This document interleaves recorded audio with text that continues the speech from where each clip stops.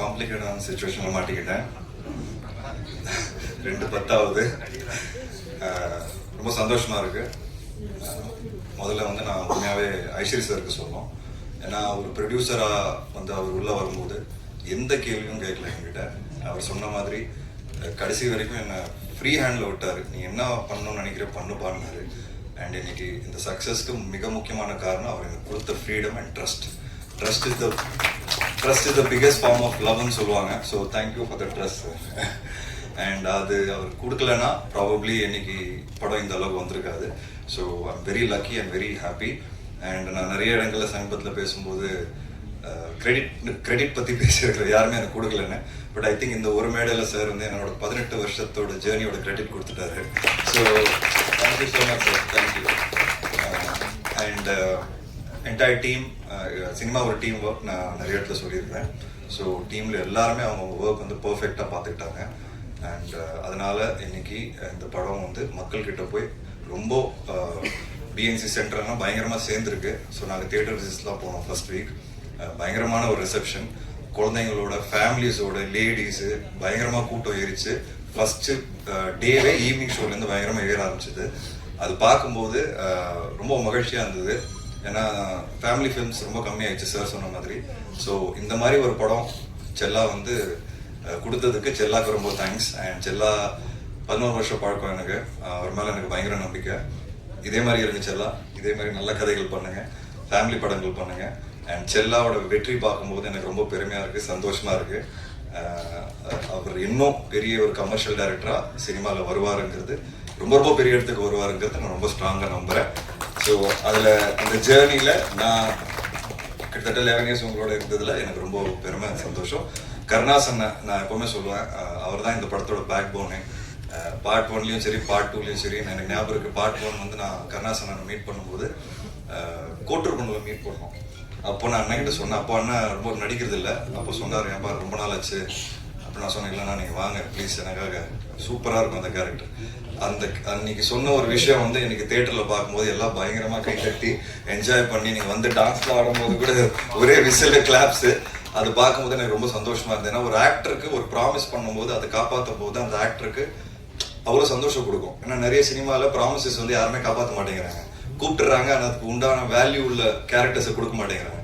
But நான் ஒவ்வொருத்தர்கிட்ட கூப்பிட்டு சொல்லும்போது அதுக்கு உண்டான ஒரு கேரக்டர் கொடுக்கும்போது அது ஜெயிக்கும் போது தியேட்டரில் எனக்கு ரொம்ப சந்தோஷமா இருக்கு.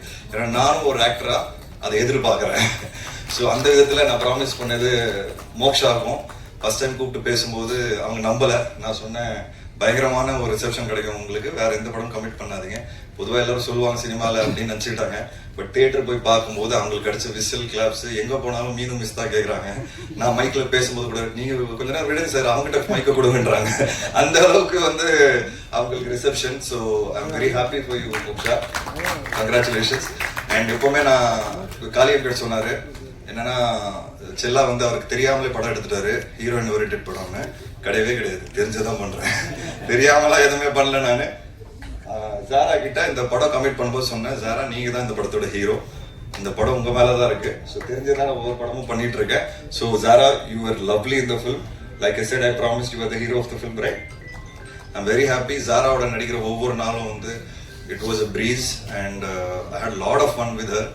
எனக்கு இந்த படம் கமிட் பண்ணும்போது பெண் குழந்தை இல்லை. அண்ட் அதுக்கப்புறம் மீரா பிறந்தாங்க. ஸோ இந்த படம் நடிக்கும் போது அந்த பாண்ட் வந்து எனக்குள்ள தானாக வந்துருச்சுன்னு நான் சொல்லுவேன். ஜாராவோட நான் இருக்கிற பாண்டிங் வந்து ஃபியூச்சரில் இப்படி தான் என் பொண்ணோட இருக்கணும்னு நான் ஆசைப்பட ஆரம்பிச்சிட்டேன். ஸோ ஜாரா அந்த மாதிரி ஒரு எனக்கு எக்ஸ்பீரியன்ஸை கொடுத்துருக்காங்க இந்த படத்தில். So thank you Zara so much for teaching me how to be a date. I told you right. So it is very exciting journey. And audience, இன்னைக்கு ஆடியன்ஸ் வந்து ரொம்ப ரொம்ப ஸ்மார்ட், ரொம்ப ஷார்ப்.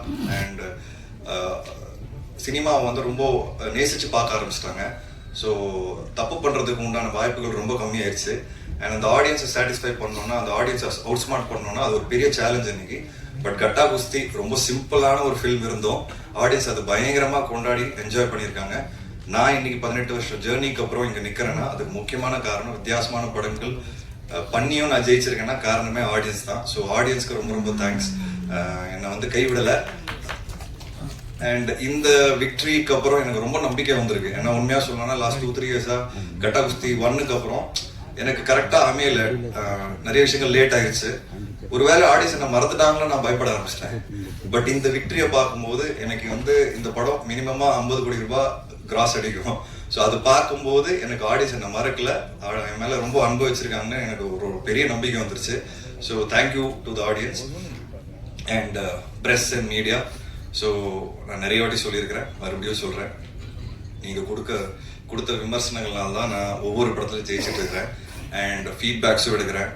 நம்ம ஒரு ஃபேமிலி மாதிரி ஆகிட்டோம். விஷ்ணு விஷால் ஸ்டுடியோஸ்னாலே ஒரு ஃபேமிலி ஷோ தான். இன்ஃபேக்ட் இந்த வாட்டிலாம் எல்லாருக்கிட்ட கேட்க ஆரம்பிச்சிட்டேன், எந்த இடத்துல போட்டால் கரெக்டாக இருக்கும், என்ன வேணும்னு சொல்லுவாங்க. அந்த அளவுக்கு நம்ம ஃபேமிலி ஆகிட்டோம் அண்ட் ஃபேமிலிஸோட ஒவ்வொரு படமும் நீங்கள் பார்த்து என்ஜாய் பண்ணுறீங்க அண்ட் பிடிக்கலனாலும் ரிவ்யூஸ் எழுதுறீங்க, அதை நானும் படிக்கிறேன், எல்லா ரிவ்யூஸ் படிச்சுட்டு தான் இருக்கிறேன். ஸோ பிடிக்கிற மாதிரி இன்னும் எல்லாருக்கும் பிடிக்கிற மாதிரி நான் ஃபியூச்சரில் படம் எடுப்பேன்னு நான் ஆசைப்படுறேன். And thank you all, thank you for the love.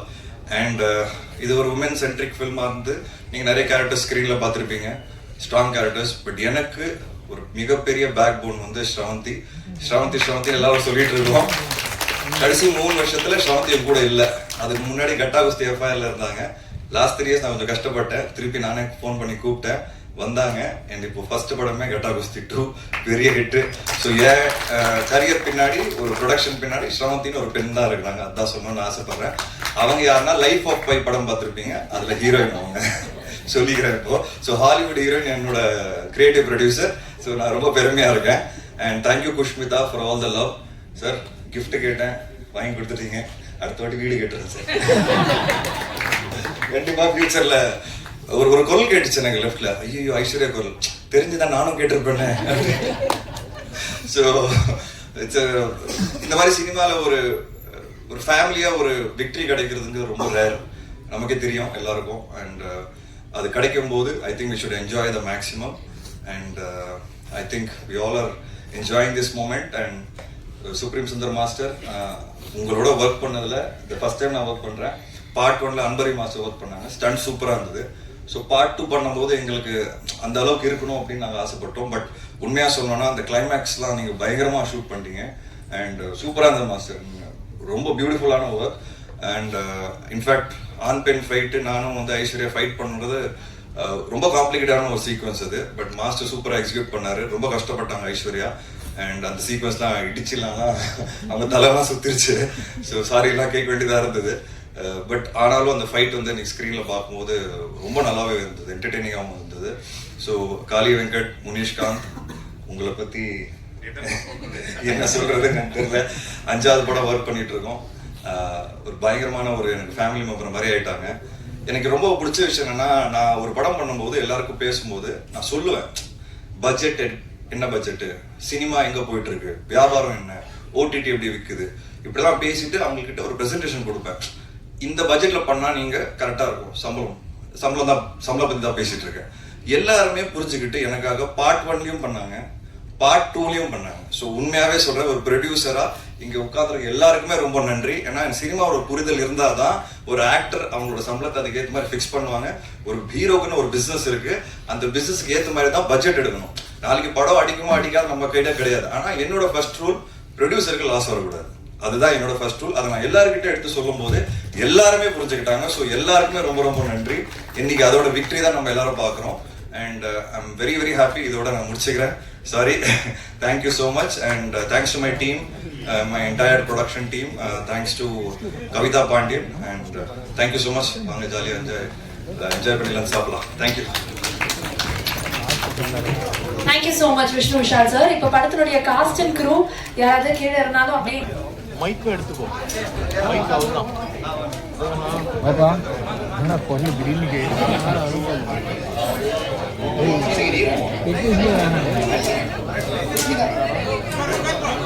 Technician தெரியும்.